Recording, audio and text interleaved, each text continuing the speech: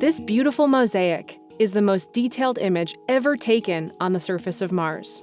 It captures some of the sedimentary rocks that scientists came to the red planet to study. Only the very edges of the rover are visible in this mosaic. NASA's Perseverance Mars rover is now exploring a really important part of Jezero crater. Around 3.5 billion years ago, a river flowed into Lake Jezero, depositing mud and sand on the crater floor, forming an ancient delta. What you see are some of the hills and cliffs at the edge of that delta. Here you can see some of Perseverance's wheel tracks, showing where we came from on the crater floor, where we spent the first year of our mission. Take a look at the darker gray layered rocks that make up the roughly 32-foot-tall cliff in front of the rover. You can see very clear horizontal layers in these rocks. And you'll also notice pieces of the cliff have broken off and tumbled downhill.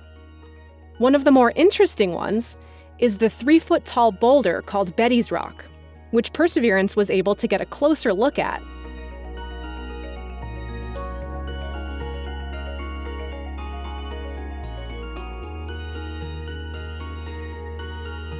These rocks have been sitting on the surface of Mars for billions of years. And over that time, wind erosion has shaped the surface into pretty interesting forms, like this balanced rock.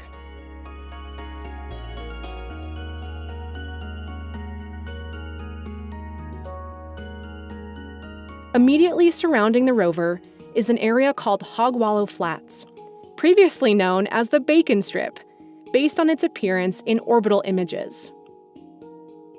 Take a look at the bright rocks the rover is sitting on. We think these are some of the finest grained sedimentary rocks deposited in the delta.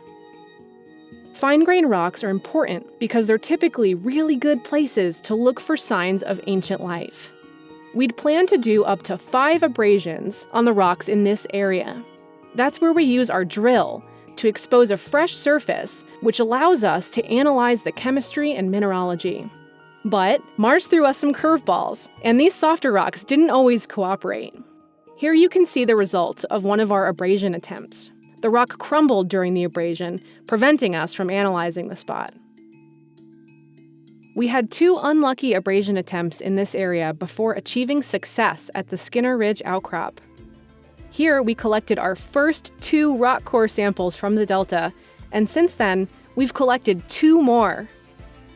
Perseverance drove to the delta because it is a very promising place to look for signs of ancient life. We hope to learn more when a future mission brings these samples back to Earth. So far, we're excited by what we've collected.